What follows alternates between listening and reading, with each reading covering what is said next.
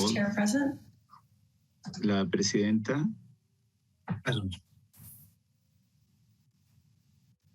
Okay, I couldn't hear you, Paul, but I see you there. Howdy. There we go. Thank you. Present. Okay, Hal Bogner. Present. Steve Maller. Present. All right. Claudia Marshall. Present. Phil Marshall. Present. All right. And Michael Settles. Present. All right. Welcome back, everybody. This is the second of 2 public hearings on the redistricting process in Half Moon Bay.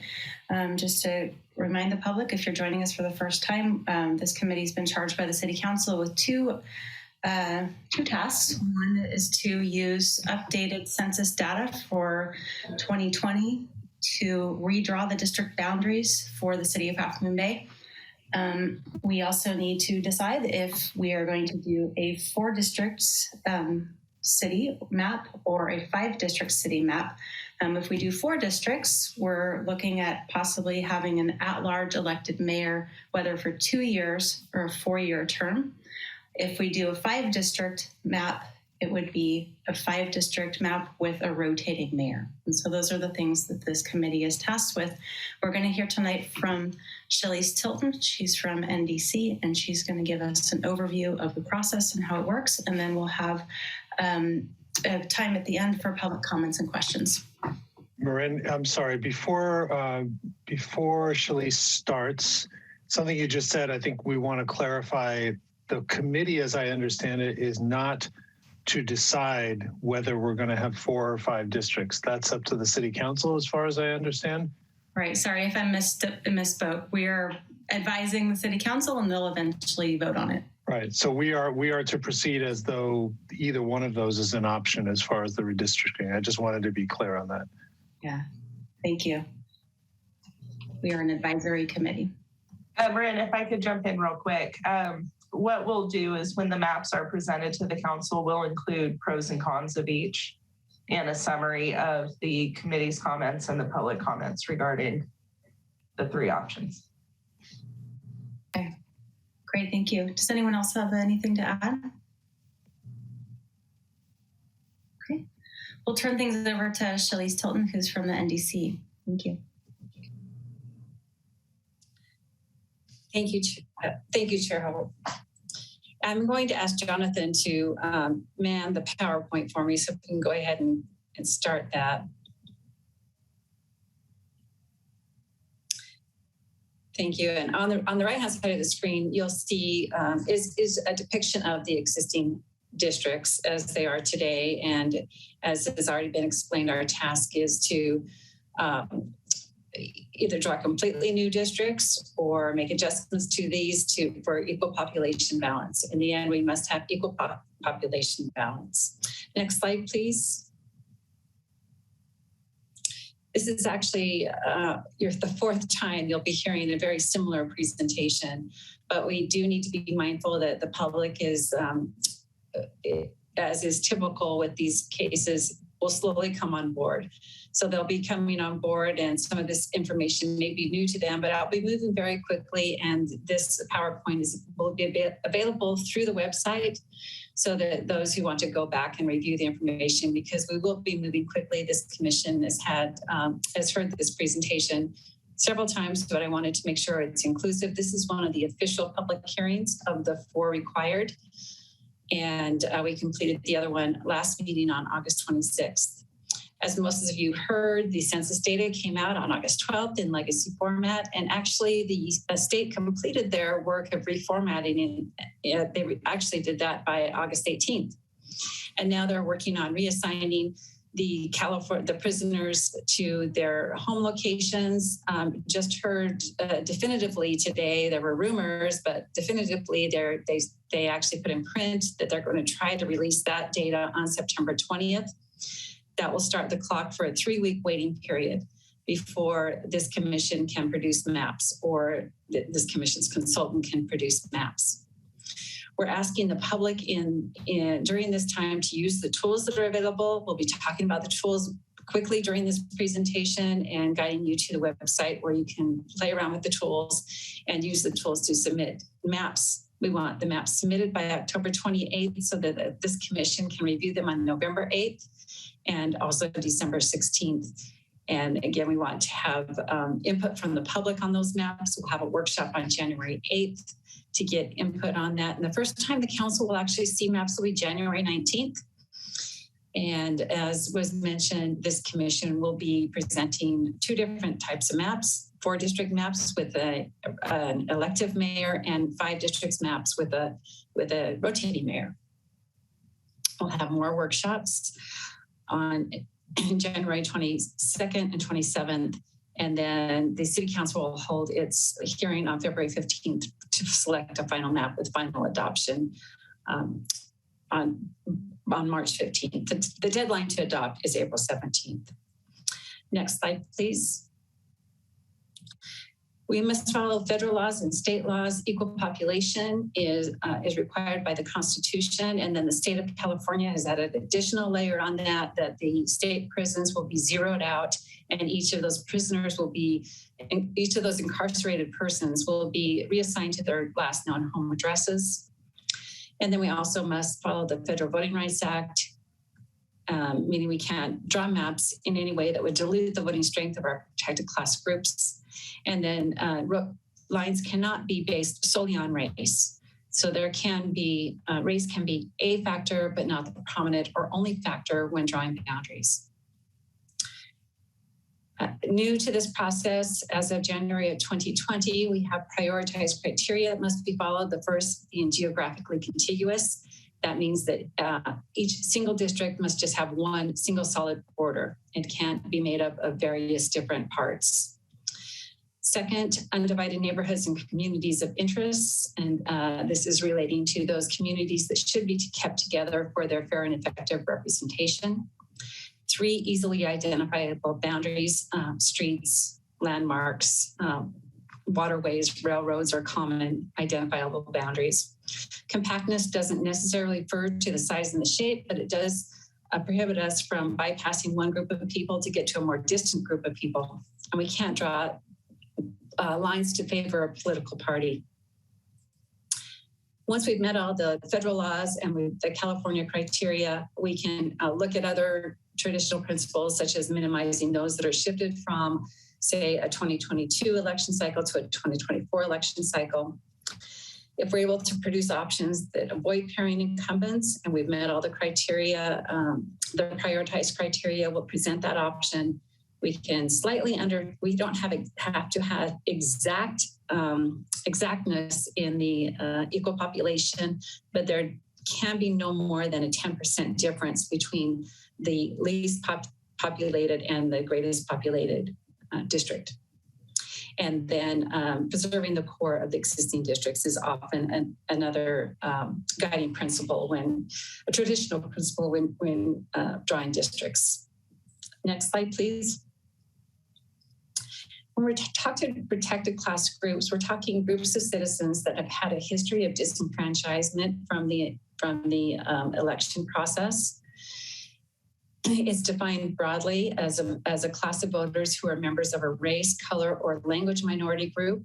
Language minority groups are defined as referring to persons of American Indian, Asian American, Alaskan Native, or Spanish heritage. And that is defined by the California Voting Rights Act. Interestingly, the California Voting Rights Act does not define how to draw the boundaries. Those laws that are referred to is actually the Fair Maps Act. So next slide, please. As I mentioned, the data is delayed so that we could get started and not have to wait until perhaps November to start this process. We did provide estimated total populations of what we think the total population is going to be. From just looking at the preliminary numbers, we are shot a little bit high. And that's, I don't know if you've read the articles that have been coming out in the newspapers, particularly about, there's one in the LA Times about how a lot of the numbers are coming down lower than what they expected. And there's a lot of speculation of why the numbers are lower than anticipated, but it looks like Half Moon Bay is going to come down a little bit lower. And as we will have those figures for you once we get the California State prisoner adjusted totals. For now, our tools are based on these estimates, and we believe that it's still a good idea to start using the tools based on the estimates. Start drawing your maps, and once you have a map in place, then it's very easy. It's easier to just adjust your borders once we have the final numbers to be able to make sure you have equal population. The citizen voting age population is an important category. These are citizens who are 18 years of age, and the proportions that are shown on this spreadsheet here are the percentages of those for each of the protected class groups. When we're talking Hispanic, the term Hispanic and Latino are interchangeable. On the census questionnaire, it simply asks, are you a Hispanic or Latino? So when we're referring, sometimes we're referring to the Latino community, and sometimes you'll see it listed as Hispanic, and it's the same group of numbers. Oftentimes, when someone is looking to see if you've done a good job at abiding by the Federal Voting Rights Act, and the courts will also look at the citizen voting age population to see where those percentages fall. And of course, if you have higher concentrations in a single district, that's a good indicator that if there was a geographically concentrated area that was maintained in a single district. The next slide. We are able to provide some thematic maps that show the concentrated areas of our protected class groups and some other socioeconomic data. This is a map depicting the areas where we have higher concentration of our Latino citizen voting age population. The greens show that there's 50% or more. The yellows, it's hard to see the yellows on there, 65% or more, and the pinks are 75% or more of those citizens who are 18 years of age and older are of Latino ethnicity. We see higher concentrations in districts 2 and 3. And the next slide. We can also produce maps depicting other socioeconomic demographics, such as the map on the left shows children at home. And again, you're looking for the greens. The purples are few children, 0 to, I think it's 25% of those households have children at home. The blues are somewhere in the middle. The green is 50%. Same on the right-hand side. These are households that rent their homes. So you see that oftentimes that will define a community. You see a green area kind of in the center of town towards the east border. Next slide. The thing that we want to get, and hopefully we'll get some discussion today on what are the neighborhoods and what are those boundaries of those neighborhoods. It's very helpful for us when we're drawing maps, or if you have a map in mind and you're drawing it around a particular neighborhood. It's best if we hear that before the maps are drawn and before you start deliberating on maps. It's better to get the testimony in advance and then the maps are drawn. Of course, we'll hear comments once the maps, it's easier to discuss a map when you have it in front of you, but we are hoping to hear from this commission and from the public on what are the different neighborhoods that are known in the city, and should those neighborhoods be kept together in a single district for their fair and effective representation. And the next slide, please.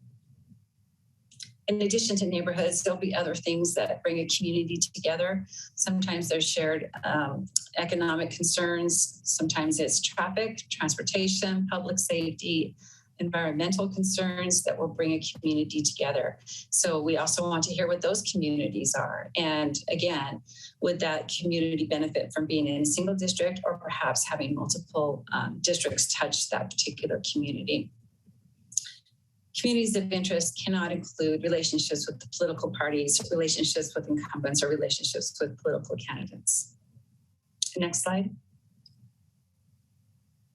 The Elections Code, this is part of the Fair Maps Act, defines communities of interest as a population that shares common or social economic interests that should be included within a single district for purposes of its effective and fair representation. And next slide. In addition to drawing maps, it's my understanding the council wants to also hear from the commission on its recommendation for 4 districts and an elected mayor with a 4-year term, or 4 districts and elected mayor with a 2-year term, or 5 districts with a rotating mayor. General law cities, when they're formed, start with 5 districts with a rotating mayor. And typically an elected mayor is that change comes about by a vote of the people. However, you can make that change to an elected mayor if it furthers the purposes of the California Voting Rights Act. And when the city went to districts, it made the determination that an elected mayor would be more beneficial and pursue the interests of the California Voting Rights Act. Now that it's gone through a couple of election cycles or an election cycle, the council is wanting to reevaluate that to see if it would be better for the community if there were 5 districts and went back to the rotating mayor. We have not had an elected mayor yet. That would not happen until November of 2022. So it would not be that we would be, if you went back to 5 districts, it would not be changing the current setup. The current setup would continue. If you did 4 districts, then the plans that were set in place when the districting was first established would continue forward. So 4-year and 2-year terms is something to be considered. There have been some questions about what was used in the past when the council made that decision. And I can tell you I've had many, many clients that have been searching for literature that would help to provide guidance on the different models. The difficult thing is every state is different. And the role of the mayor from state to state is different. So it's very California specific. So we turn to our resources in California, such as the League of California Cities and the Institute for Local Government, to see if we can get some guidance on pros and cons. And unless something slipped past us in this last many years that we've been answering this question, there's not a good document out there that sets forth, but we have collected anecdotal information. And I spoke with Jessica and thought this might be good to share it. And again, this is all anecdotal and you could look at things both ways, but let's go ahead and go to the next slide. And really, these are just thought starters, things to help you look at some pros of a rotating mayor. That would be the 5 districts. And then what happens, and this is typical, this happens in virtually most of the cities, and it's usually done around December. Around December, the council will choose the next mayor and the next vice mayor. And so that person acts in that ceremonial role for a year, and then it switches over the next December. And I think that Half Moon Bay is in December. It could be somewhere in January, but it's and typically there's not anything that's in hard, fast written down. It has to follow this particular order, but they kind of generally make sure that the wand gets passed around and everyone gets an opportunity. Some of the pros of a rotating mayor that we've heard out there is that it encourages respect and cooperation among council members, because you're going to be mayor next, right? And so knowing that you want to have the support of the council when you're mayor, there seems to be more incentive and respect of the mayor's role, knowing that, and because you've also likely held that position and know it's not an easy position to be in. So that's oftentimes cited as one of the pros. Another one is... Can I pause for just a second? It looks like Phil has his hand up. Phil, did you want to get in? Yeah, I think we can do this now. So you mentioned the mayor role being ceremonial, but it's a bit more than that, right, in Half Moon Bay? According to the council rules, the mayor does have some specific powers that go beyond an ordinary council member. I think it'd be good to go through those a little bit. We heard a little bit about this 1 or 2 meetings ago, but I think it's important. Oh, yes. Yeah, Jessica, do you want to go? I know that you sent out information on that. There's certainly things related to setting the agenda, and oftentimes there'll be recommendations by the mayor on who gets appointed to regional boards. Oftentimes it's ratified by the council, but the recommendation is made by the mayor. Jessica, you want to go ahead and yeah, I mean, in general, they're all elected at large currently. Well, actually not currently, because now we have the 2 district members, but in general, it is ceremonial, but there are certain things such as, you know, a final say, so to speak. So, you know, the mayor votes last at the council meeting. So, you know, the mayor is the swing vote. The mayor signs any letters that go out on behalf of the city or the council. The mayor is usually the one who's quoted in, you know, any news articles or press releases or things like that. Additionally, the mayor would likely be the first point of contact from, you know, any legislators or advocacy groups or, you know, things like that. They'll tend to go to the mayor before they would go to any of the other 4 council members. So, you know, there's not really any like decision-making power that's separate, but just sort of an elevated Casi elevado, como un papel elevado. Francisco, hold on one second.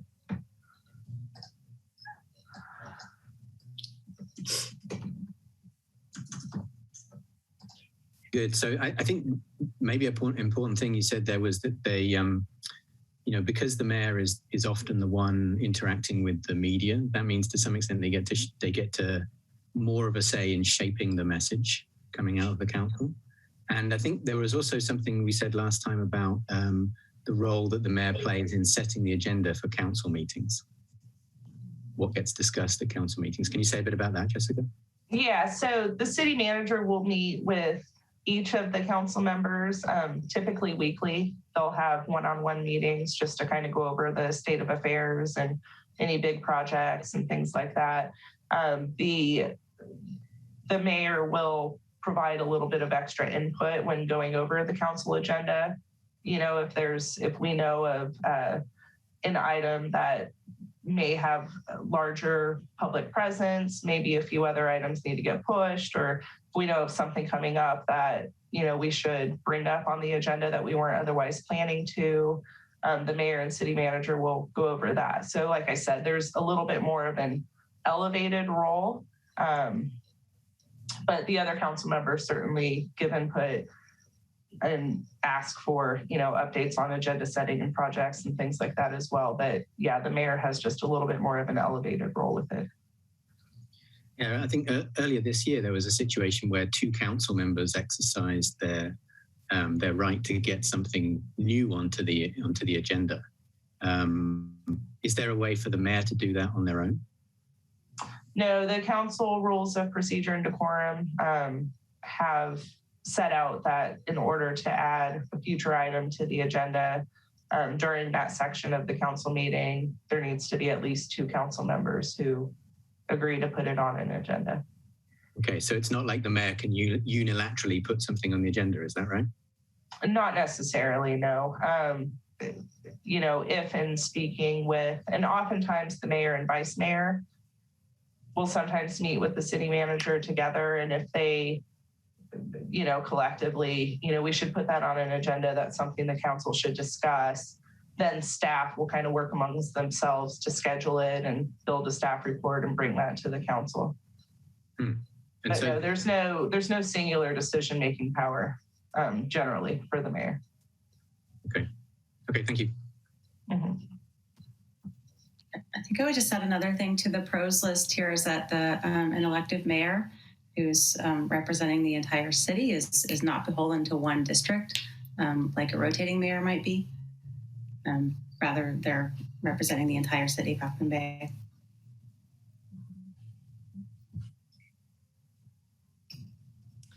And Michael, go ahead. I don't know if you want me to continue to go through this list or if you can, see it for yourself. And as I said, as you need to know, every character of every city is different. And every mayor is different. I can tell you from my 25 years as being a city clerk, every mayor is different. And I take these, I take these just as just as I said, thought starters, not hard and fast. It's always the case. But one thing that it does, rotating mayor does provide us opportunities for the new council members to expand their knowledge, because now they are meeting with the city manager and they are getting a little bit more knowledge of the inner workings. They're signing these documents, they're signing the contracts, they're kind of seeing everything from a full, a more well-rounded perspective once you've sat in that role. Also, a rotating mayor seems to be less burden on someone a mayor who is employed. You're only doing it for 12 months. It does take a lot. Some mayors in some cities are paid a little bit more because it takes a lot away from your regular employment. It does provide new perspectives as the mayor seat rotates, and it eliminates there being more than one representative from a single district. So when you have a rotating mayor, you're going to have 5 council members. They're each from 5 districts. When you have 4 council members, the mayor is going to be living in one of those districts.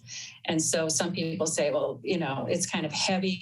For example, District 4, if the mayor lives in District 4, now you have a council member in District 4 and a mayor who an elected mayor who lives in District 4. He was elected at large, and this kind of passes it around.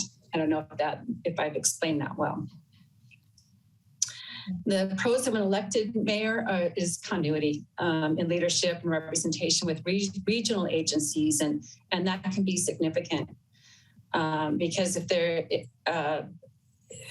it takes a long time, oftentimes, for a council member who's new to work their way up to a position of influence on some of these regional boards. So your council members serve on many regional boards throughout the county, the region, and the state.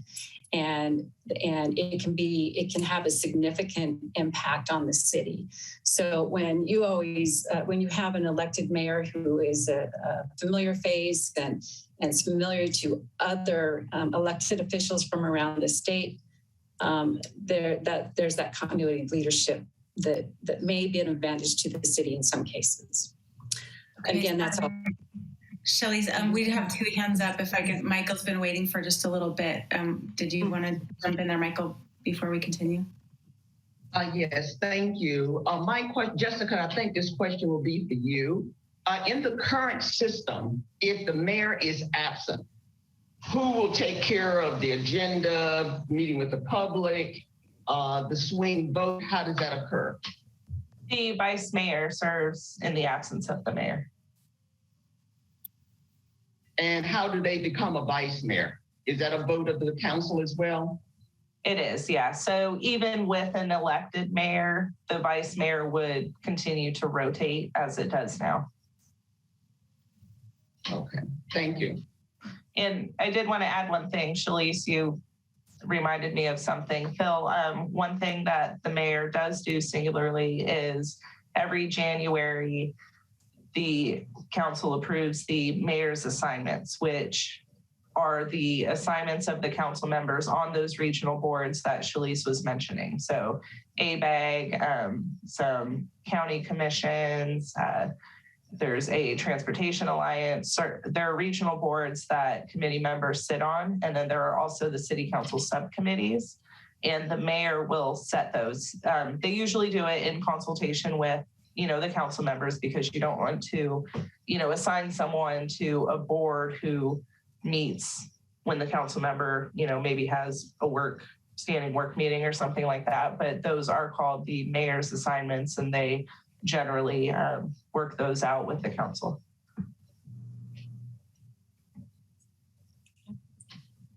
Interesting, thank you. And another pro of the elected mayor is that the constituents now have 2 representatives that need to earn their vote. So you have the mayor and the council member. And say, for example, you don't like the council member that represents your district. Well, with an elected mayor, you have a second person to turn to that you can, that must earn your vote. So, and in an ideal setting, all council members will be responsible to all people. This is just how you're elected to office, but you're responsible for the entire city. But we see in practice that sometimes council members are more responsive to those people who vote for them. And so this gives you 2 people you're voting for. With a 2-year term, all the voters are allowed to vote at every municipal election. So if your council member is not up in 2022, the mayor is going to be up. Also with a 2-year term, the council members, if they're interested in running for office, can run some of them like to run from a safe seat. So they'll hold their council seat, and then they'll run 2 years later for the mayor's seat. If they lose, they continue out their 4-year term. So they aren't thrown out, or they aren't off council if they lose. So that's one other advantage of a 2-year term. When you have a 4-year term, there's only 2 or 3 council members that benefit from that, having a safe seat to run from which to run. I have not seen the statistics on this, but this information came from my boss, Doug Johnson, and who said that he read a study that the 2-year term mayors are more often reelected. So they have to, but the downside of that is they're running for election every 2 years. So they're constantly running for office, but their name is more known, their name's more out there. And actually they end up holding the seat longer than 4-year term mayors. So that was just an interesting side note. Thanks, Shalice. I think Hal has his hand up too. Go ahead, Hal. A number of, kind of questions seem to be coming to my mind as we go through these. But, one very large one is that, we can start to try to understand how the city council functions, and we can go really deep in that. But in the end, perhaps we should limit ourselves to just technically preparing the different maps and laying out just in general terms, some of the issues such as these pros and cons. But, to start to delve into how does the city council work in this situation and that situation, in the end, those are policy decisions that the council members probably are so much more well-versed in than we can become during the course of this commission's work. So, starting to wonder, okay, how does it work for this person working with the staff and working with the other council members? Sort of, I would prefer that we not get too deeply involved in those questions. With respect to the question of people feeling beholden to only the voters in their district versus the voters in the entire city, it does raise a concern for me that this is a very small town. It's one of the smallest incorporated cities in the state, perhaps, certainly in the county. And, I just would like to hope that we can maintain a form of government in which every single member of the council feels responsible to everybody in the city, rather than saying, I wonder if I can get something from my district's people, and I'm not so concerned about the other district's people, and so on. Because after a while, that just leads to the kind of fragmenting that we've seen, at much larger scale, in the state and in the country. I know we're not going to do any gerrymandering here, but still, it's very easy to picture that, pretty soon for every project that's to be done in the city, there have to be 4 so that every council member's district can have one, and things like that. And that just seems like, something that gets us a little further from accountability to the voters, in my view. Okay, thank you. Thanks, Hal. I think Steve has a comment also, as well. I think as potentially, if I heard Hal correctly, and Hal, thank you for your thoughts. I'm going to offer what I think is a counterpoint. Understood what Hal was saying, and that's that I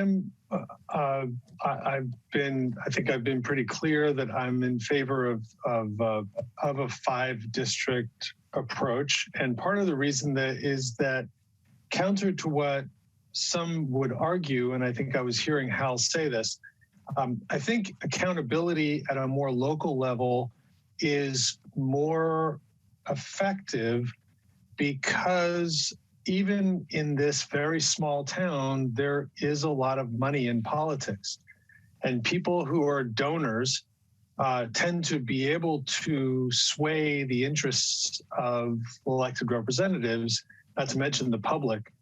And what I think is that if you offer up the possibility that individual people can sort of influence the vote in some way on a citywide basis, it feels to me like the distributed system of having individual council members responsible to specific boundaried communities or whatever we want to call them, districts in this parlance, would essentially firewall some of that influence and concentrate it in a way that people within those districts would feel like they have one and only one person that they can communicate with and can therefore represent their interests. And so in a town that's this small, it feels as though that provides a certain additional level of sort of a personal nature to the actual representation. That word representative is, I'd like to think that my representative is a person who, is going to be answerable to those 2,500 constituents in their district. So that's kind of my point in that. And I think the idea of doing citywide elections, whether it's only for a mayor, still, I think it just concerns me because given the size of our town, to have 2 different political structures, one for a mayor and one for a city council people, just feels unnecessarily complex. So that's my comments. Thank you. And there are just 2 final points, that we pretty much covered. An elected mayor is a more consistent, prominent ceremonial figurehead, and the elected mayor provides the continuity from a staffing perspective. So, and I believe that and Jessica, you can correct me if I'm wrong, you're going to be presenting a 5-district and a 4-district, and they want your recommendation on if you go with a 4-district map, would it be a 2-year or a 4-year? So this is just some information to have, get you thinking about, what your preference would be for if you with the 4-year map. I mean, the 4-district map. What would 2-year or 4-year? Okay. And next slide. Well, before Shalise, you start with that, can I just ask one clarification on that? And that's that the 2-year versus 4-year mayor issue. I don't know that I understand quite how that factors into the districting work that we're doing. And at what point do we sort of develop data and justifications for a stance on 2 years versus 4 years? That feels political, and we've talked about, I mentioned this a couple of meetings ago, that there are political and there are sort of data and demographic oriented things, and it feels like what we're doing is more data and demographic oriented. So that feels, and Jessica and maybe Bob Nisbet could chime in on that as to how is it that we're being chartered to make a recommendation in that respect?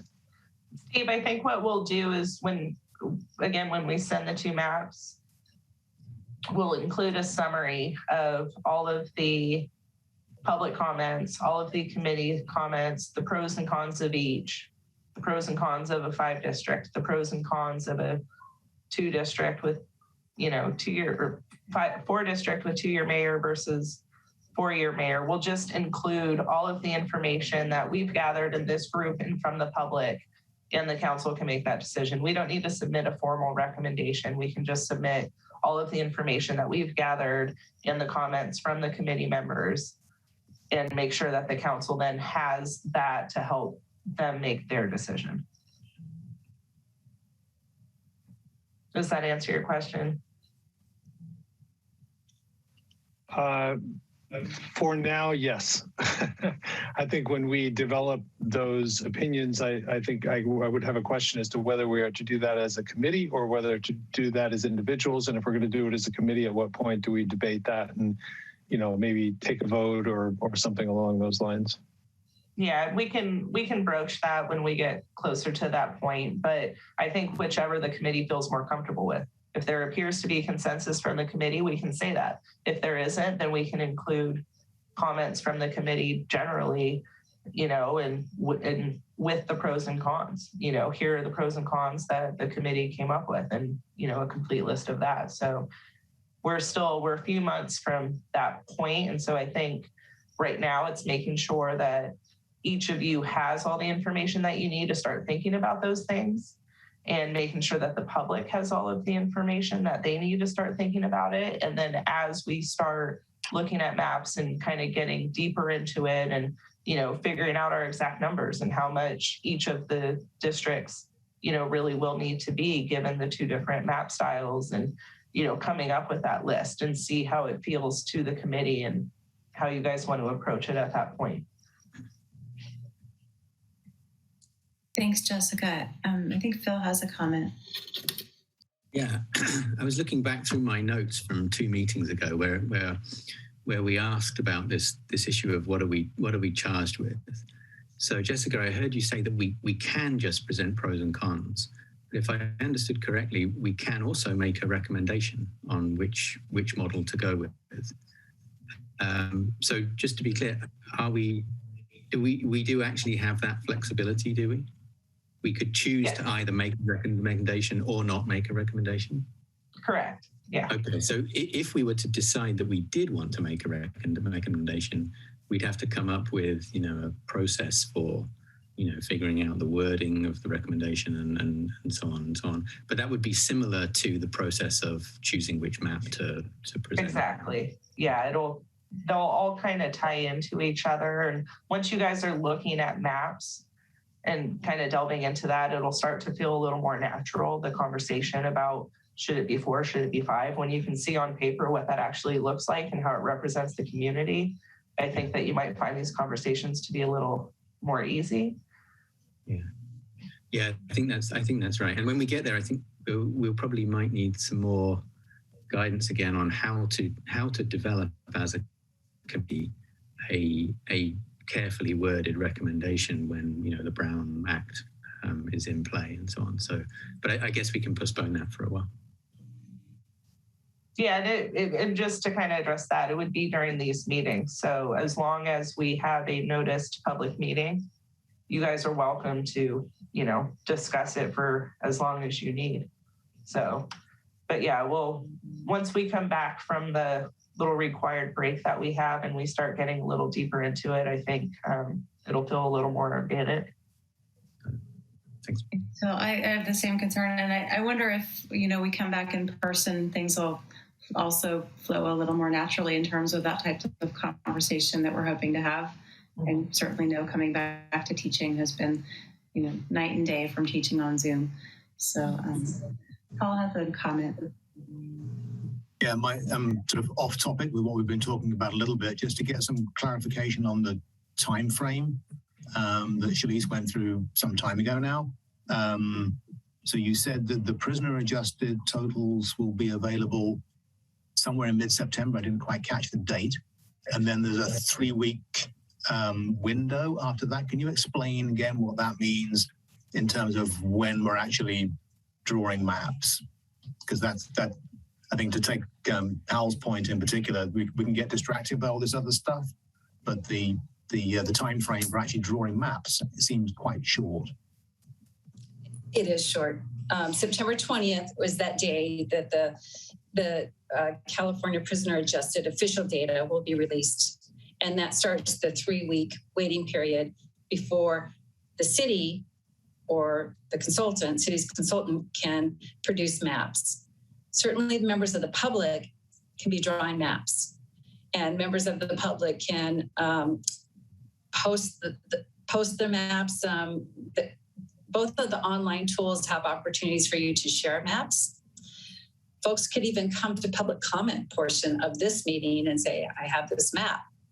But we can't start drawing maps, or we can't even take an existing map and say, oh, we like this, we changed this, change this. We can't do that for that 3-week period. And the reason for that 3-week period is to allow the public the opportunity to actually start using that data and start drafting maps. Because of the compressed time frame, because of the delay, that's why we chose to make them available now so the public can get started earlier. So the thinking there really is that the reducing the risk of the city or the consultant sort of guiding people in a direction by starting to draw maps too early in the process, right? Right. Okay. And then the drop dead for maps is the end of October. Is that correct? Yes. So that we can get them produced and have the demographic summary for each of them, and so that you'll be able to start analyzing them. Yeah. So that's about 4 or 5 weeks from when the prisoner adjusted data is released. Okay. Yes. Okay. Thank you. That helps. Mm-hmm. What you're seeing on the screen is a summary of all of the tools that are available. We've gone over these in detail. I've left this PowerPoint presentation intact. The end of the PowerPoint lists a separate slide for each of the tools. I'm not going to go into great detail, but it is in this PowerPoint for those who are just jumping on board and want to read more detail.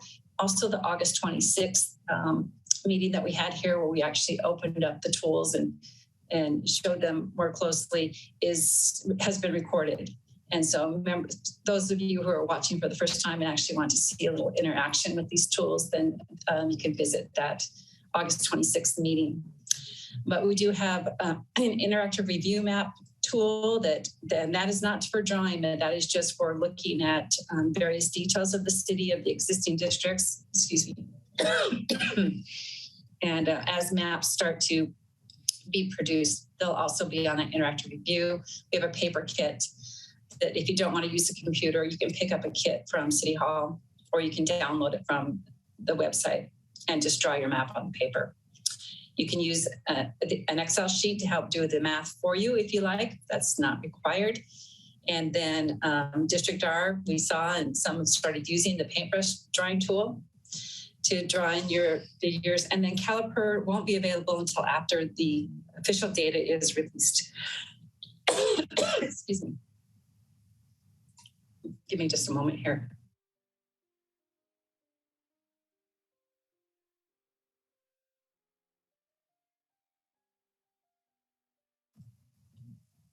Okay. I do want to point out just a couple of things. And let's go to the next slide. Once the maps are drawn, each of those maps is going to be, as I mentioned, professionally produced by us. So we don't care what format you submit it. You can take a AAA map, a Chamber of Commerce map, and draw your districts. It's going to be difficult for you to be population balanced if you don't use one of our tools, but you can certainly use whatever format you like. Even if we get maps that are not population balanced, we'll still produce them. And we'll present them to the commission. We'll just have big red letters that say not population balanced. But sometimes the committee, the committee would look and say, oh, we like this map. It's not quite population balanced, and ask me if there's a way I could population balance it. I would ask if it's not too far out of population balance, we can do this. And I would get input from the committee. Okay, where would you like me to do that population adjustment? And I'd guide you through it. So if someone, is just completely intimidated by the process, that wants to submit a map, still submit a map. It is informative for the committee to know what you're thinking about, what your neighborhoods are, and what makes sense to be in a community. And then the next slide, with each of those maps, we will prepare the demographic summary. And this is more useful when you have several maps to compare. You can lay the summary side by side and you can see, okay, we're pretty consistent. If there's an outlier where someone has their percentages are way off from others. For example, if you have a Latino or Hispanic citizen voting age population, and you're consistently getting figures that are high enough, in the say, or around 20, in the 20% for the Hispanic, but say someone submits a map where all of the districts are 16%, then that might be a flag saying, okay, maybe that they've divided a particular concentrated area, because we know that at least the existing map has 24% concentration. So the demographic summary becomes more useful once you have more than one map to compare. On the next slide. I do want to point this out. Census Blocks is the smallest unit of geography that we can use. And if you go to the interactive review map and you zoom in closely and you have the layer, the Half Moon Bay Census Blocks selected, then you can see the population in each of the census blocks. So that's another way that you can say, oh, I need a population analysis. How many people live in this particular census block? It is also good to look at, see the shapes of the census blocks. If you're seeing funny shaped maps, sometimes it's because the census block is a very odd shape. I want to talk about population units. Sometimes that's confusing. The only purpose of the population units is for use with the paper maps, period. We could, if we had giant pieces of paper, we could have produced those maps showing all the census blocks, but it would be impossible for you to print out and impossible for you to use. So instead, we've just grouped census blocks into what we know are kind of logical groupings. If you don't like the way we grouped them, you don't need to follow those population units. You can turn to your census block layers, look at that and say, okay, I don't like how you group this population unit. I want my district to go through along this street. Just write on your map, just draw your line and then write the name of the street that you followed. It's as easy as that. So those population units are only for purposes of the paper map. Okay.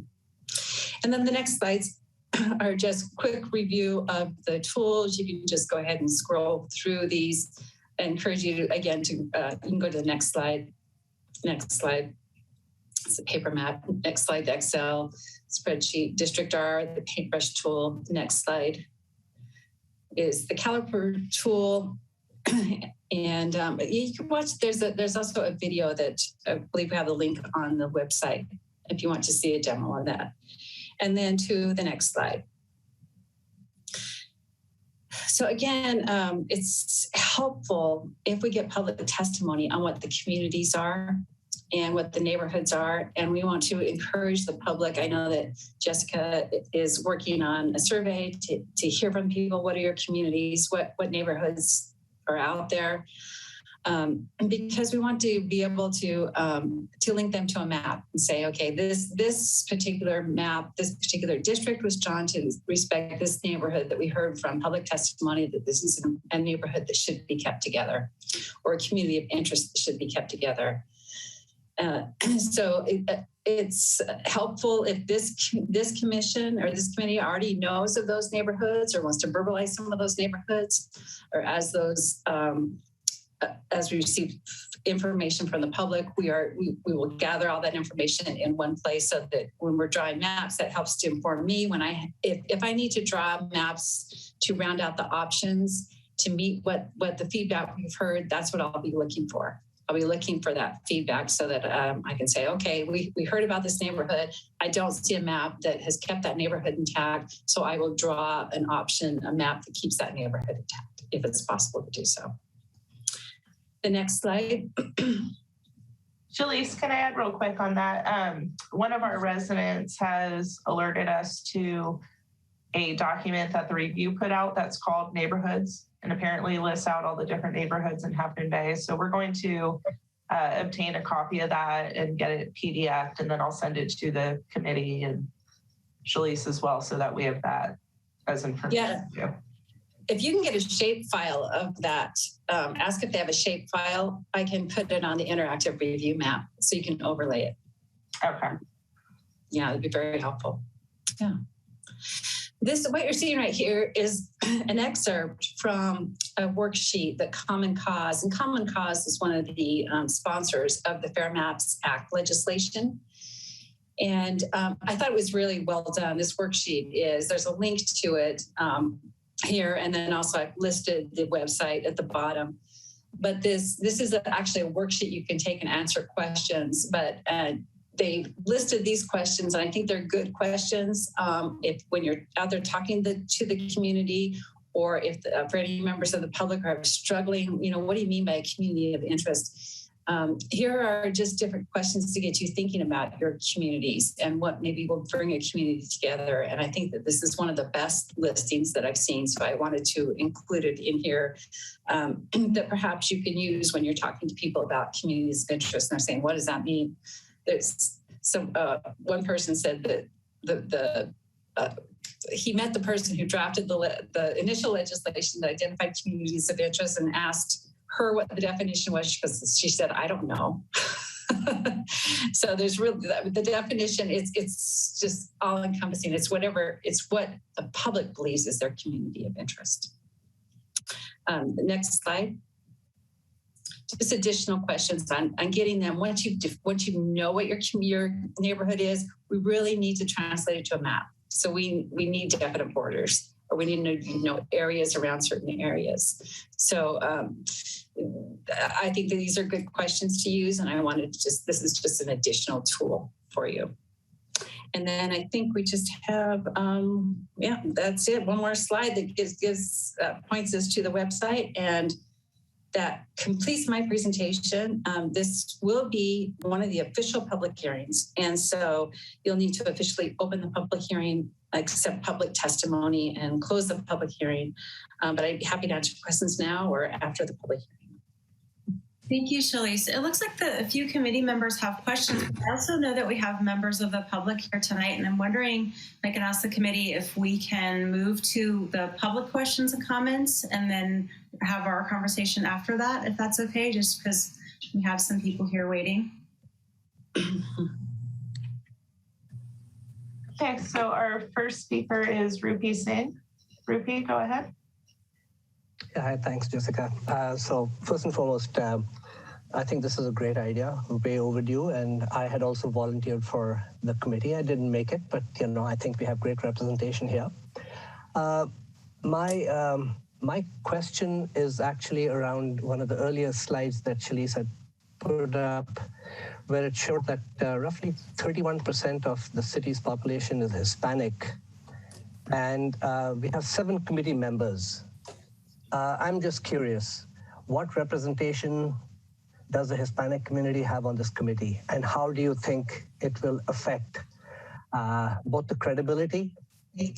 And again, I'm not questioning it. This is truly a frank question. That how do you think this will be received by 1 in 3 members of our community if they feel that they do not have adequate representation in a decision that affects just about everybody? So that was my question. So. Thanks, Rupi. I will say that the committee applications were given to the council blind. There were no names or identifying information attached, and so the applications were looked at and members were appointed based on that. Yeah, and I recall that because I had applied as well. I understanding that, but at the end of the day, it does affect people. And again, I'm not a big fan of quotas to say that yes, 1 of 7 or 2 of 7 should be reserved. But again, we do have the question where a lot of members of the Hispanic community feel marginalized. They don't feel like them active members of the community for multiple reasons, including cultural and language challenges. So why was there no serious outreach made? And now we do have a Hispanic/Latino council member. He in fact represents my district. Why was somehow an outreach effort not made to ensure some degree of fair representation for them? We did do outreach, and we do translate most of our, pretty much all of our communication that goes out.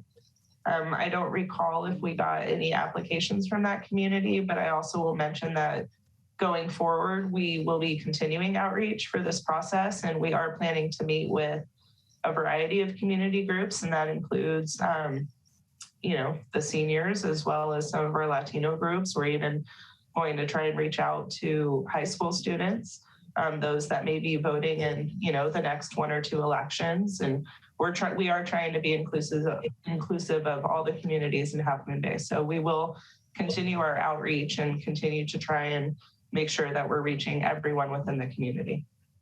Okay, well, thank you. I'd like to say something to what Rupi just said, and thank you for your comments. I think that's a really a highly relevant and important observation.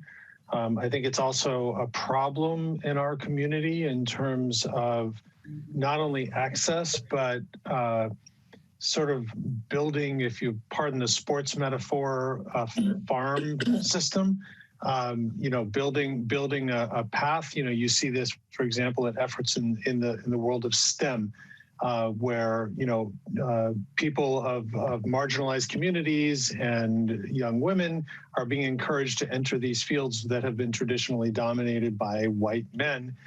And Marin, I'd like to direct this to you to ask whether, in your experience, which I've seen in cases where students have been brought on board in a process like this, maybe not in an actual voting and advisory capacity, but literally as an educational thing, but also as an additional set of voices. And I'm sure if you're an educator in this area, you have a very large sort of ESL or Latino population. And I think it would be an extraordinary way of the city to basically seed that, because I think from what I know of friends that I've spoken to, the Latino population in this town, it's kind of a self-perpetuating phenomenon.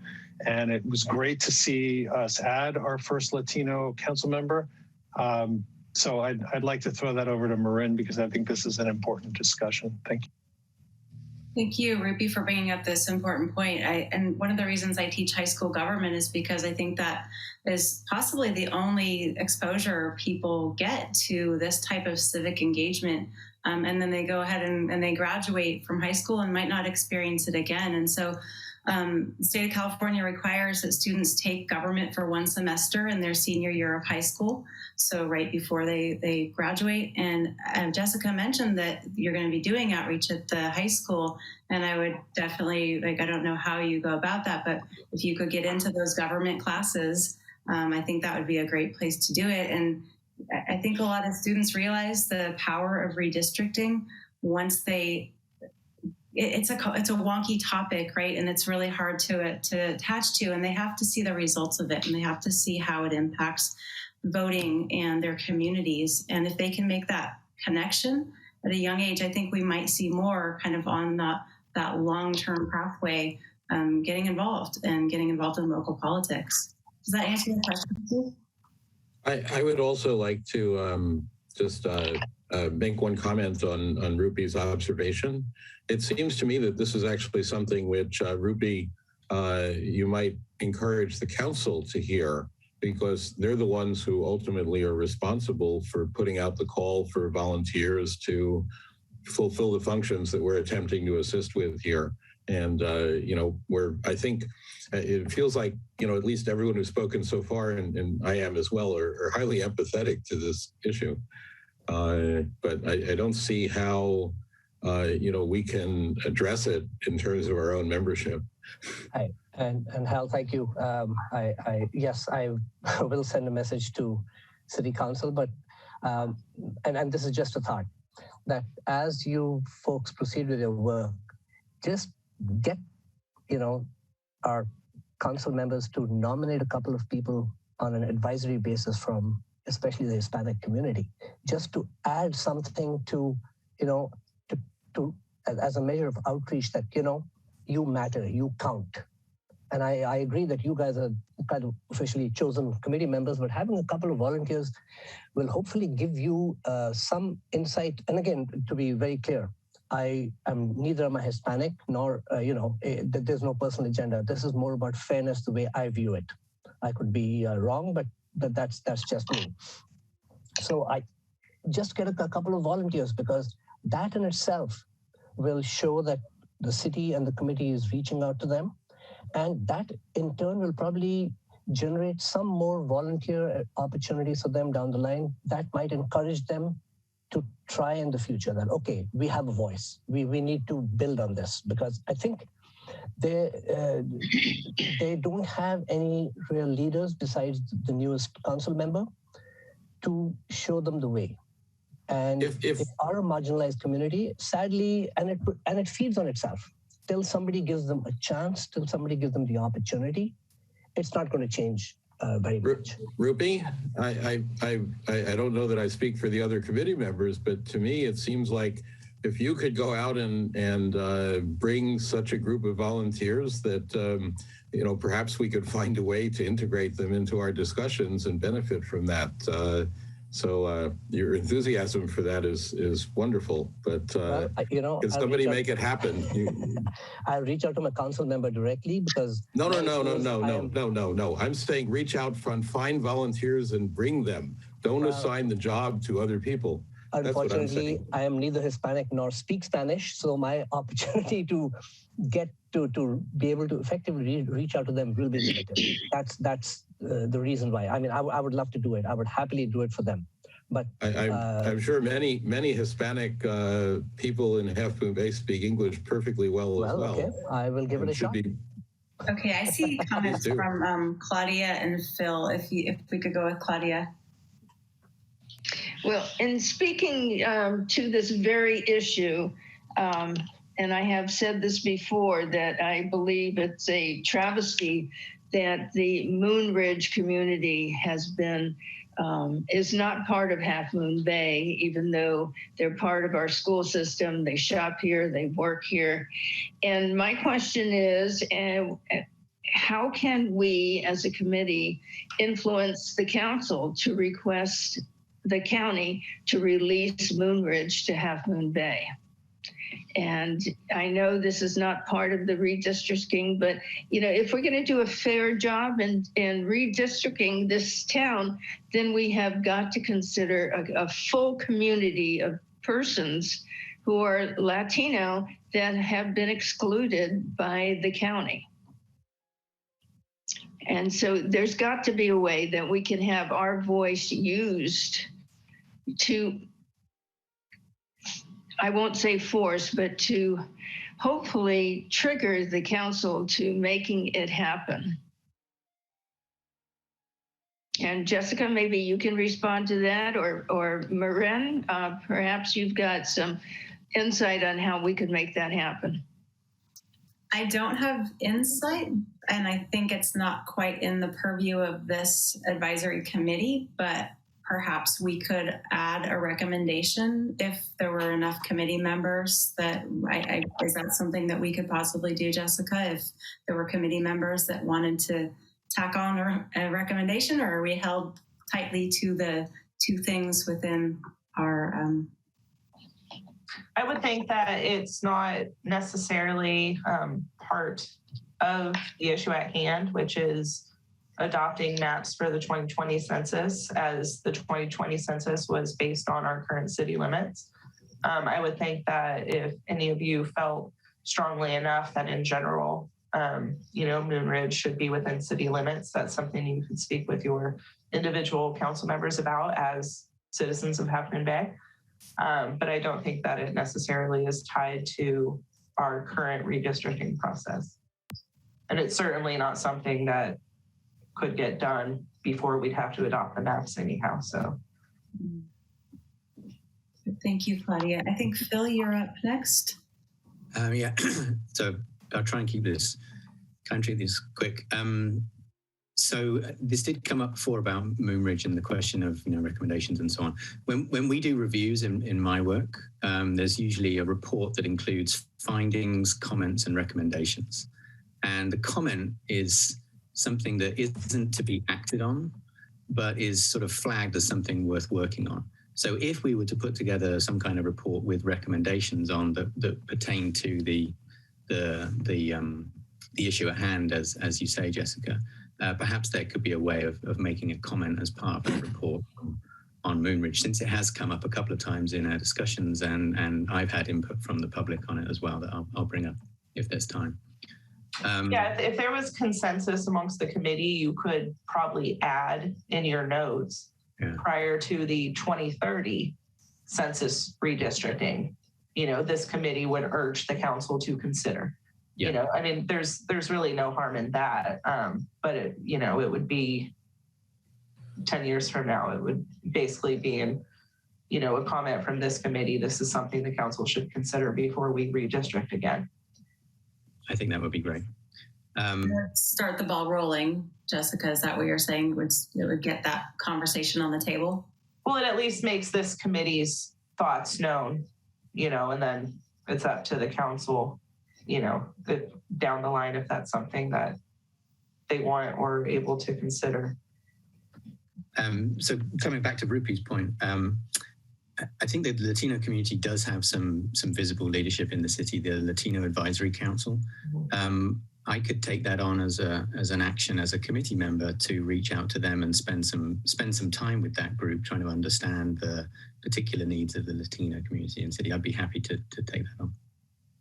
And encourage them to attend the meetings and, submit maps as well. We have our interpreters on every one of our public meetings, and we occasionally will have Spanish-speaking participants who will use them to translate their public comments or simply listen to the Spanish feed, but encourage them to attend. And we do the same. We make sure that all the documents are translated, and we'll be reaching out to them and encouraging them to submit maps as well. But the more people that we have doing that with all of our, groups within the city, the more involvement that we should get. Thanks, Jessica. I think Michael was up next, and then I see a comment from Hal after that.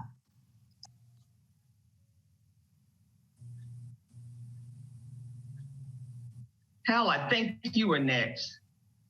Oh, that's okay. I'd spoken a bit earlier, so why don't you go ahead, Michael?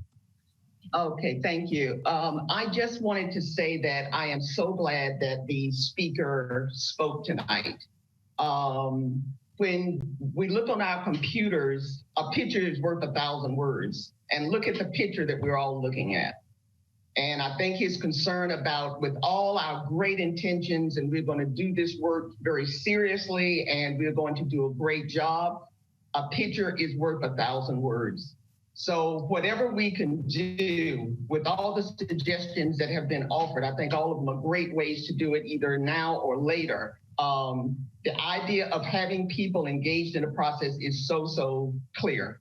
So one of the things I know that I'm going to do personally is to basically try to stretch my context beyond, what my little comfort level is, and go to, people that I might not have had a lot of discussion with and people that I have. But I'm just so glad that the speaker spoke tonight. And I don't know whether he's still on or not, but I hope he will continue to join us and give us his input going forward. And I hope there are others that will come forward as well. Thank you. Thanks, Michael. Hal? Yes, I'd like to make one brief comment about this larger discussion and then come back to the mapping tools and some questions for Shalise. My observation on the larger question is that as a group, we're periodically raising issues that go beyond the redistricting process. And I inquired of the city manager, who said, hey, any group can get together and put out and discuss ideas and put things out into the public sphere.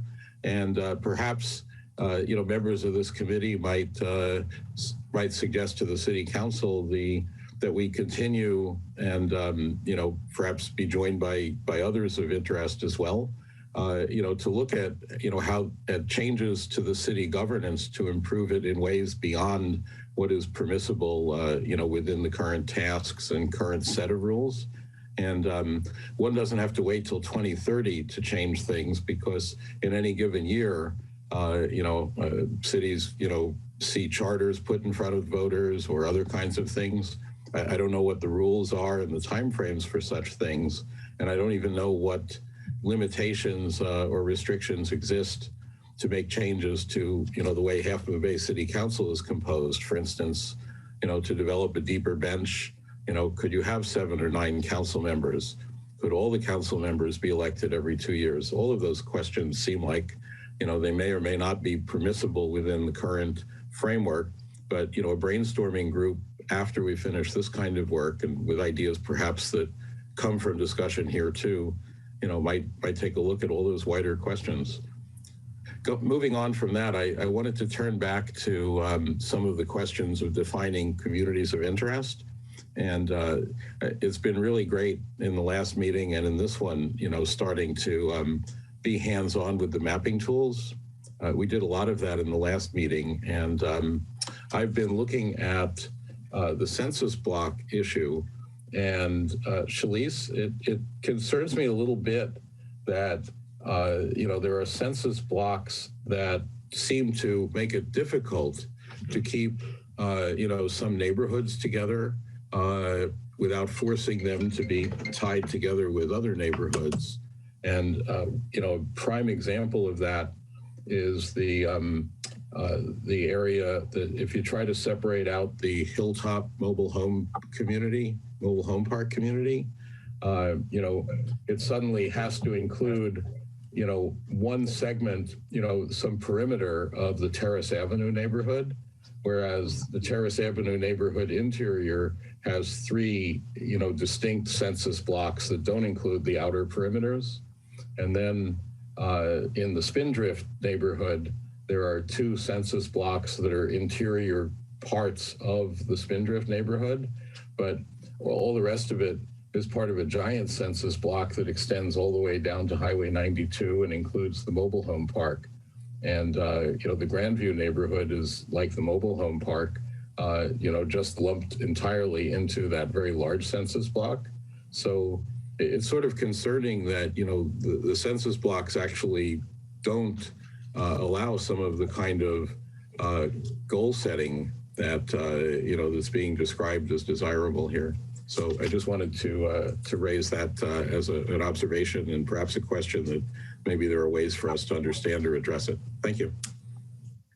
Yeah, and unfortunately, we see that in most every jurisdiction, and we have to follow the census block geography. So, yeah, it's difficult.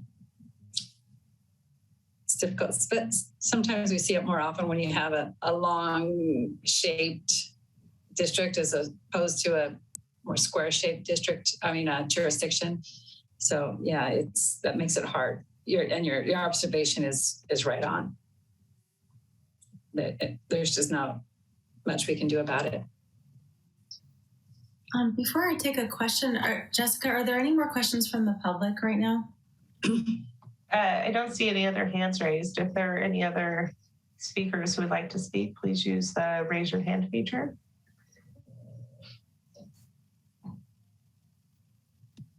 Okay, and if not, then we'll go ahead and Claudia, you're up. Yes, I am a resident of District 3, and I want to send a notice to my community. And I was wondering, Jessica, could you provide a template so that all of us who are communicating to our individual neighborhoods are saying the same thing to those communities?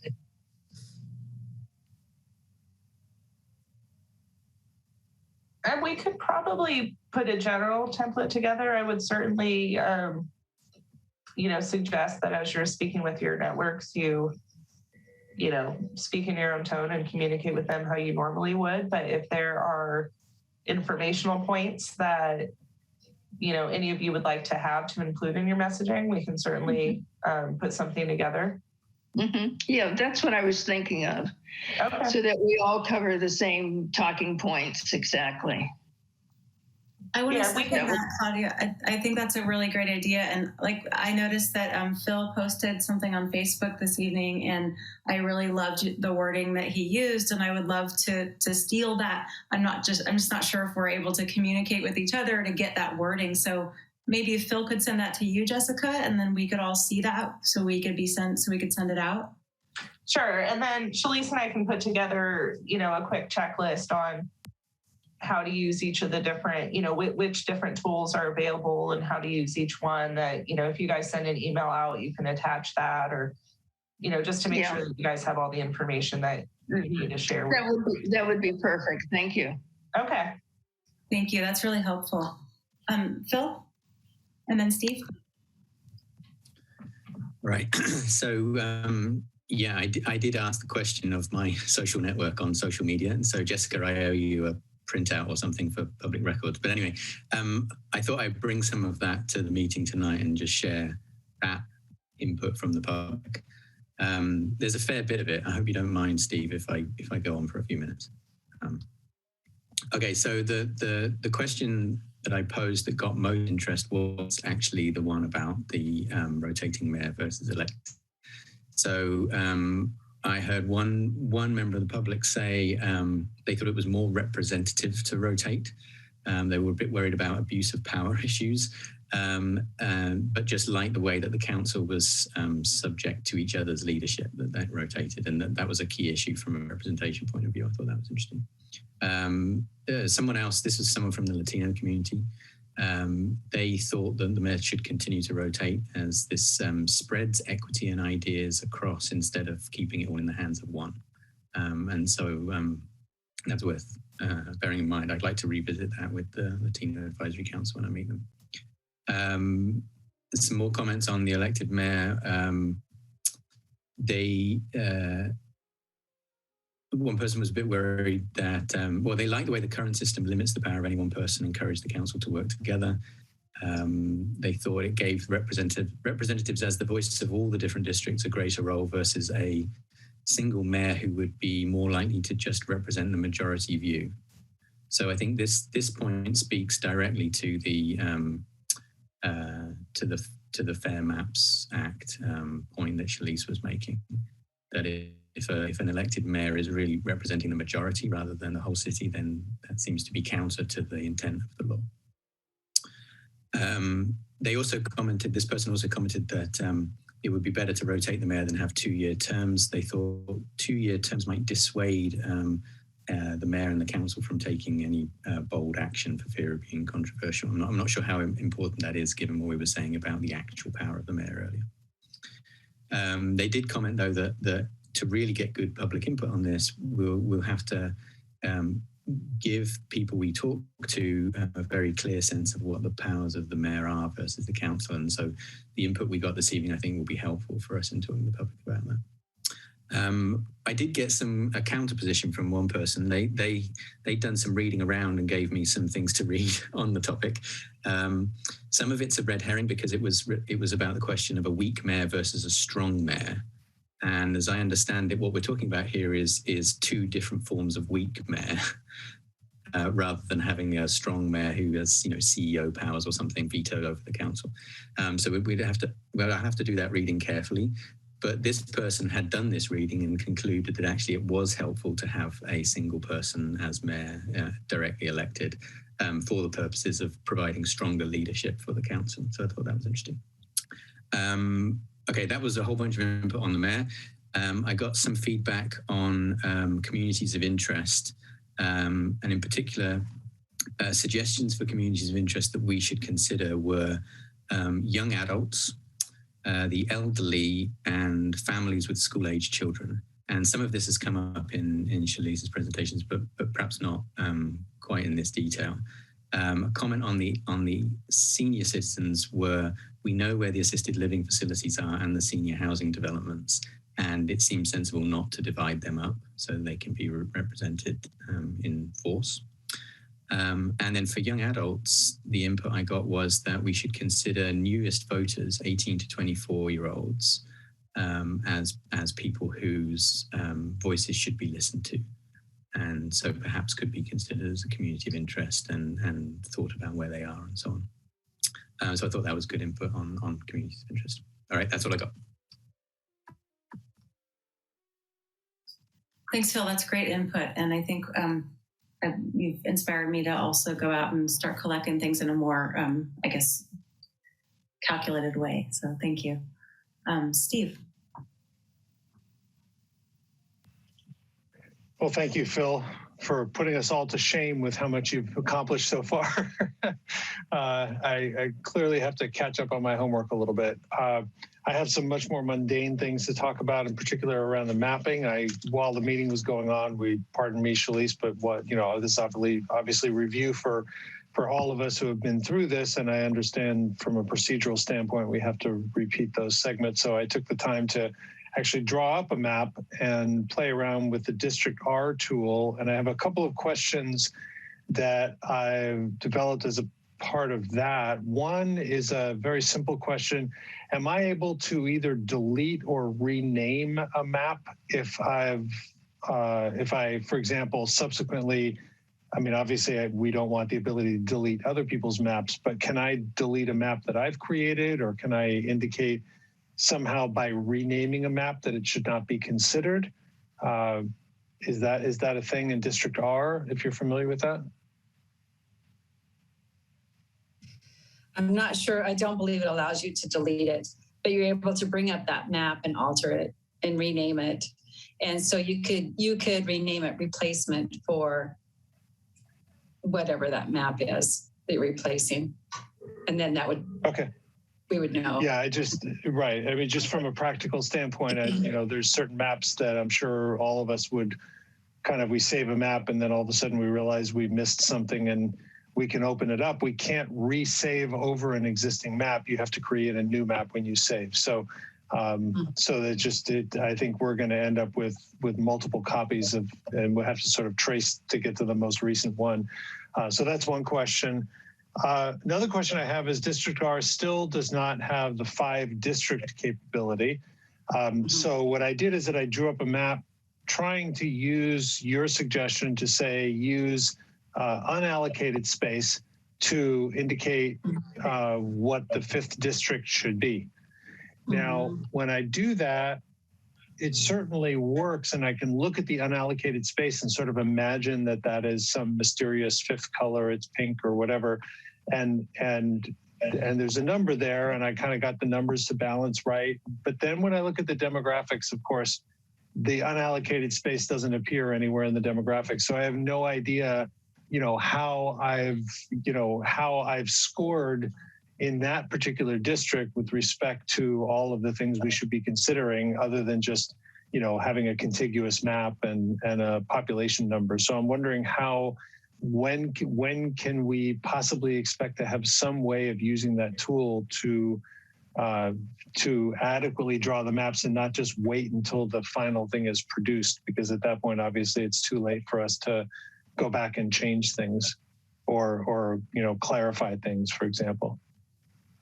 Yeah, I made the request after our prior to our last meeting, and the response I got back is they likely won't be able to get it back until the official data is out.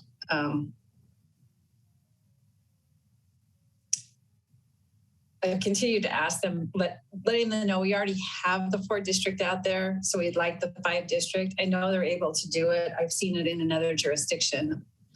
I've seen them do a multiple size. So I know they're capable of doing it, but I was just reading the response they gave me late this afternoon to see if anything had changed.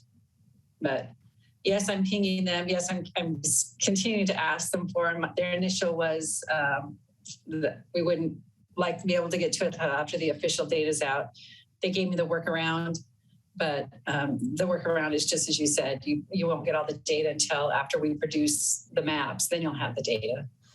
So what is the actual workaround? Maybe it's using one of the other tools. Is there something else that will actually provide us the ability to see all of the data that we really want to consider when we draw our maps?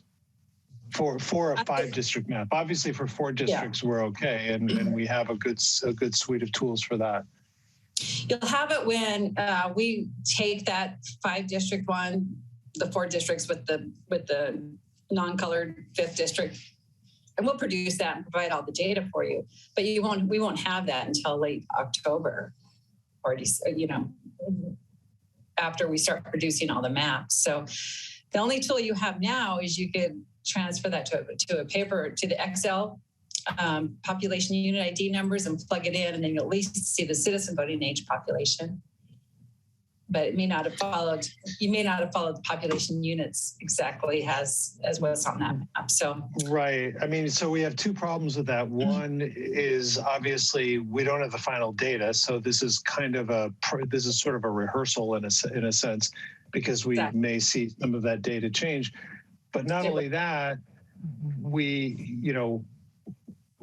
maybe that particular procedure you just described, I'm not so sure I certainly don't quite understand exactly how to transpose all of the data from a map that I've drawn in District R into the spreadsheet so that I can essentially do what you guys are going to do. Because I don't obviously want to wait until the last minute and hope that we're going to get a tool that will do this. So, do we have a way of doing that? And if we do, like you said, if there is a procedure to transfer it, maybe there's sort of a set of PDF instructions or something that you can post that will show people how to actually do that step-by-step basis, with maybe even with an example. It's going to be hard because likely when you drew your map, you didn't follow the population units of the paper map. And so that's the only way the Excel spreadsheet will work. So until we get the official data and get the 5-district option for the District R and caliper magnitude, you're not going to be able to get that data for the citizen voting age population that you're looking at. So it'd be just you can do certainly the overlays of the concentrated areas and see how well they match up to how you've drawn your map. But unfortunately, you won't have those numbers until after we produce those maps for you based on what you submitted. So that feels like a significant roadblock at the moment. At least it does to me, because I'm not hearing something that's going to allow me to actually feel confident that what I'm drawing is sort of be something other than, in some ways, just sort of a hand grenade thrown over the wall, and then you just run and hope that you got it right. And maybe that's a topic for discussion amongst all of us to figure out whether we all feel that same way.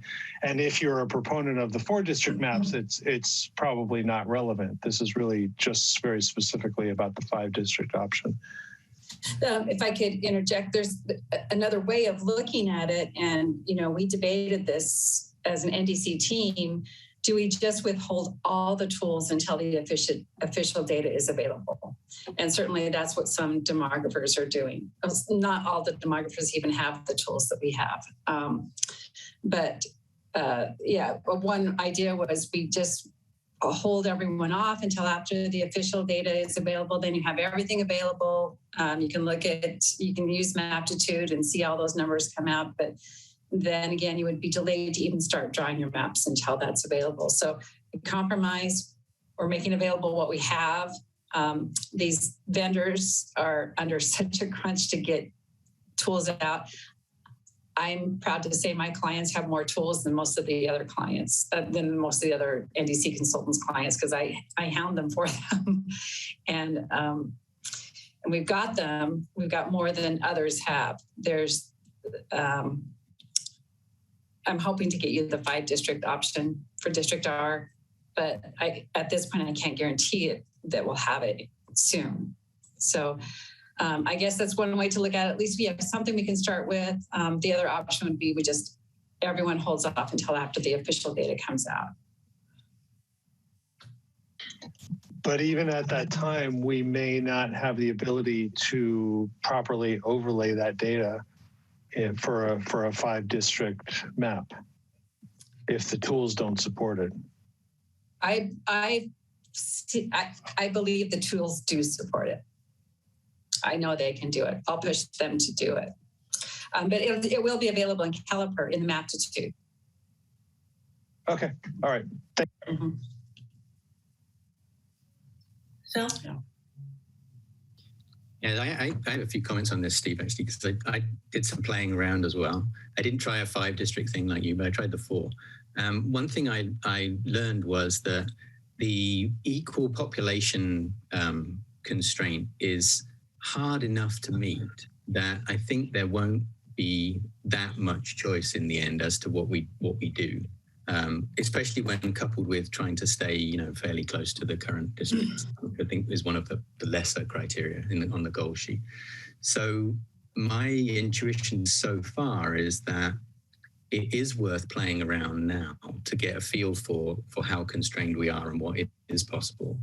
And that if I understand correctly, the numbers we're already working with are estimates of what we'll get in October. So I would expect the produced maps in October based on submissions we make now with District R will come out pretty good. And we might have to do some tweaks or so on, but it will already be useful to have a stock of maps that we've been playing around with this summer. Does that sound about right to you, Shalise, before I go on? That was our thinking, is that you would take your maps and then knowing that you're going to need to tweak them once the final numbers come out. Yeah. So Steve, I think I'm going to try a 5-district map, and I don't think I'm going to feel like I'm wasting my time. I think it will be useful to see how it comes out. But my question for Shalise is, if we make a submission now with District R, say, will you go ahead and produce that map with the updated numbers in October automatically? Mm-hmm. We will. And one thing to know with District R, they will be giving us those produced maps in one batch. It's difficult for them. They can't give them as you submit them. So I won't be getting them until one full submission. So if you don't go back and tweak your map, you submit now, that's put in the hopper. If it's obvious that you resubmit and readjust it, perhaps, and it's clear to us it's the same submitter, this is an adjusted map, we'll likely just produce the adjusted map. So that implies an important deadline, which is the date when you send our maps off to be produced. Is that October the 28th or before then? October the 28th is the deadline to submit maps. Okay, and after that, you'll go ahead and professionally produce them all, and then we start discussing. Mm-hmm. Okay, understood. And not to say that, the public can submit material anytime throughout the process, but there needs to be a cutoff so that this commission can have meaningful discussion of a set of maps. And it gives us enough time to produce them as well. Okay. You mentioned Maptitude as being the most powerful tool that can do 4 and 5 districts. When do you expect that to be released? That will be after the official adjusted data is, and because I don't have control over it, I'm hoping it will be within a week of it being adjusted. But what we have to do is once we get the official, a week might be pretty optimistic, because we get the official data and then we have to, there's quite a bit of work that has to be done to make that data usable for your jurisdiction. Okay. In fact, I just spent 3 hours of someone just showing me exactly what not exactly, but the steps that have to take place to create one jurisdiction. And that was only the first part of that. This is a lot. Okay. Okay, so it sounds like October is tweaking maps we've already made because the new data is out, and then jumping on to play with it. Yes. Can I just follow up too on that exact timeline? Because it looked like September 20th, the date that we're getting in the data, and then we have a 3-week waiting period, which puts us at October 11th, and then the deadline's October 28th. So essentially we have between October 11th and October 28th to work with the current data and map and make maps. We'll be able to get the data pretty soon after the 20th. I can't tell you exactly the date, so that you'll have the tools will be adjusted. They're working on processes to automate it as much as possible. So I'm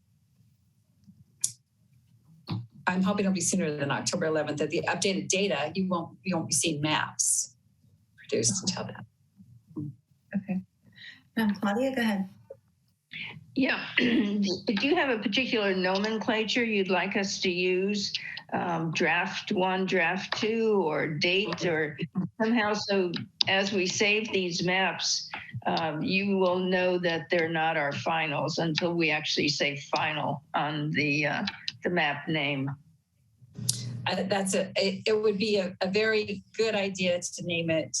Once you have a particular map theme, if you gave it version 1, version 2, version, V1, V2, V3, but you could have 2 different or several different iterations of a map. And so give it a unique name, and that would be your version 1 of that particular type of map.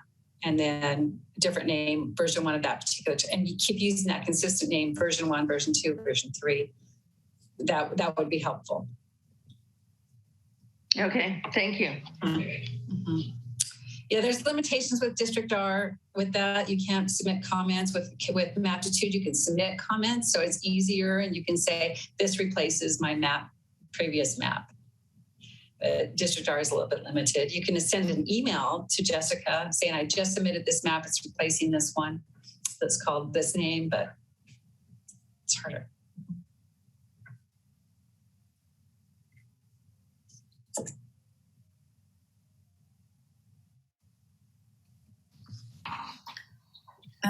Sorry, I think Phil is up next, or did I miss Claudia? Yeah, you missed Claudia. There she is. Okay. Phil, go ahead. Okay, I promise this is the last thing I'll say. So I think Shalice was right to flag the red ink on the paper maps if they don't agree with the population constraint, because I think it's going to be hard for anyone using a paper map to get close to matching the population numbers. I think what paper maps are going to be most useful for is illustrating the connectedness or the general connections between neighborhoods that we want to learn about. And so if any of you are thinking of using the paper maps, or any of the members of the public are, I think that's how I would pitch it to them. Just go ahead and draw the map that has the type of district you want to see, and we can worry about fixing the numbers and so on later. That would be my advice. Yeah, that makes a lot of sense. Thank you. Are there any other comments from the committee members this evening?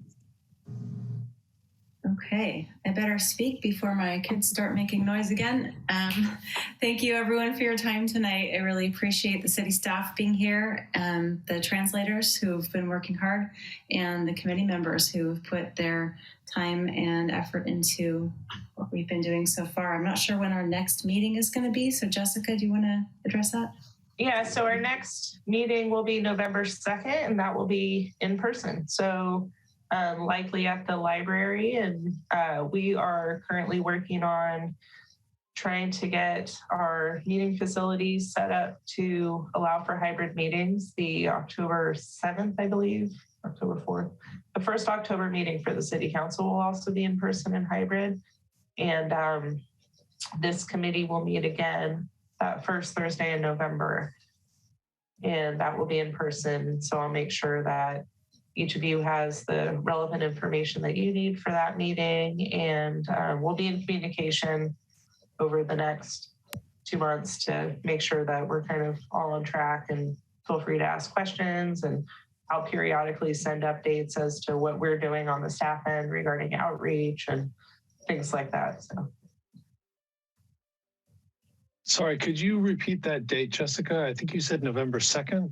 Is that? I could be very wrong. Let me double check. It's that first. Is it November 4th? Our sheet see says November. the 8th. A sheet. Is it Monday the 8th? Okay. Yeah, it's Monday the 8th. Okay. Of November, not October. Monday, November 8th. Okay. Yeah. Thank you. Okay. Thanks everyone for your time tonight. We'll see you in November. Thank you. Thank you. Good night. Bye. Good night.